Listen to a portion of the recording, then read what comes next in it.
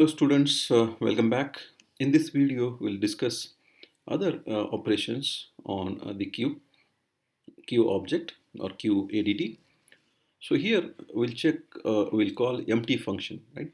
So the empty function, to this empty function, will pass our queue again by reference.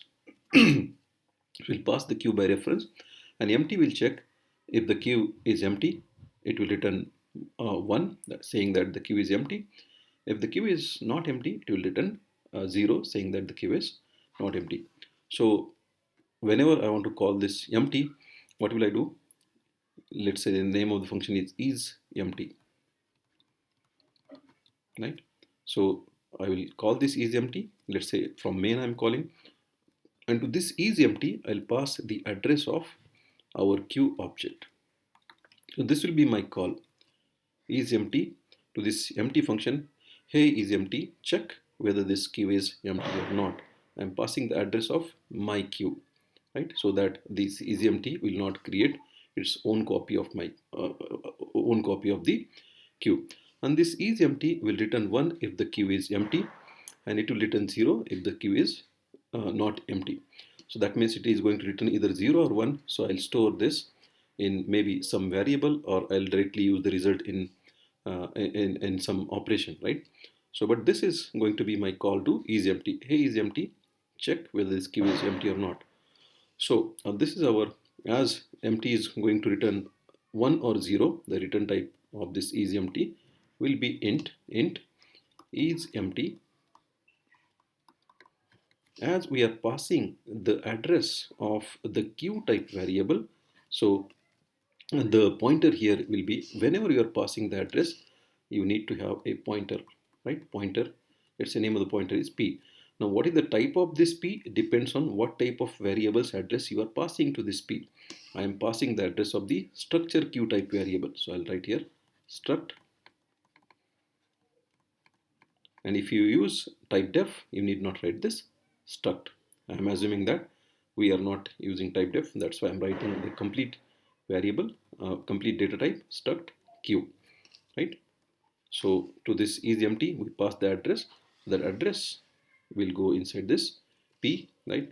In short, this p is pointing to this queue, right? So now, how will I check whether the queue is empty or not? I'll check simply the value of f or r. If value of f is -1, I'll say that the queue is empty, right? So I'll say if, now I want to access f here, f, I have f, I have r, and this is data array. So I want to access this value, right? So this value, this f is inside the structure pointed by this p, pointer to structure concept. So how will I access this f? By using this p arrow f, right? If this is equal to this p arrow f will give me the value of f, right? So this I'll get, right? If this is -1, if this is -1, so this will give me -1.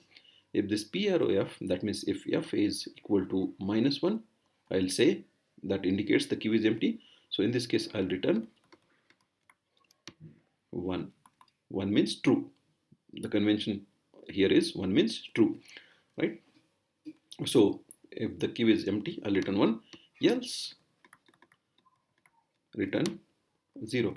I need not write else because either I'll return from here or from here. If I return from here, this return will never be executed. If I don't execute this return, right, when I will not execute this return, when this condition is false, right, that times I'll return from here. That means I need not write else here, right, because either this return will be executed or this return will be executed, right? So when the queue is empty, this return will be executed, right? If the queue is not empty, that means f is something else.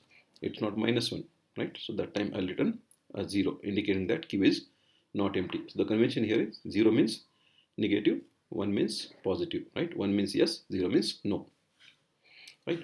Okay, this is queue empty function, right? Now similarly, queue full, right? So again, is full, right? To is full, again I'll pass my queue, right? Is full is the name of the function, is continuous word, is full, I'm asking a full function, is full function, hey is full, is this queue full, right? Check. I'm passing my queue by address so that this is empty or full function will directly go to my queue, right? So that that's why I'm giving the address of my queue. Go to my queue's address, don't create your own queue, right? That's the meaning of call by reference. Again, if the queue is full, this is full will return 1, else it will return 0. That's why the return type is int is full. And as we are passing the address of the queue, the data type here is struct queue. And as we are passing address, we need a pointer.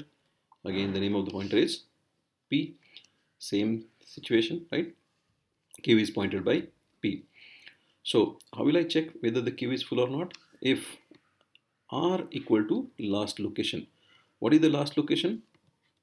0, 1, 2, 3 and 4. And a size is the size of this array, right? Size of this array is 5, right? And if the size of this array is 5, what will be the last location? As our array is starting from 0th location, last location will be size minus 1. Last location will be size minus 1, right? Size minus 1, which is 4. That means if r is equal to 4, right, the element is present on the last location. That's why the queue is full, right? So while checking if the queue is full, I'll use r. If I want to access r now, right? And r is inside the structure pointed by this p pointer. If p arrow r, p is the name of the pointer, right? We are using this pointer, right, to reach inside the structure object, right?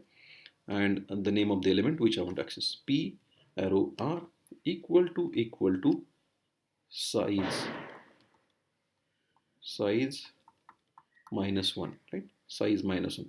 Size is the macro which is global, it's like kind of global variable.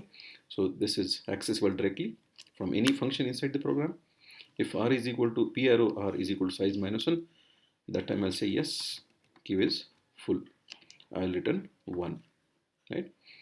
Otherwise, if p arrow, if I don't execute this if, right, if this condition is false, I'll go to this return and I'll return 0, saying that the queue is not full. If p arrow r is not equal to size minus 1, will not return from here, but will return from here, right? So this is queue full function. I hope you understood queueempty and queue full function, right? Now in the next video we'll see the enqueue function or the enqueue operation, right? So stay tuned, right? See you there. Thank you.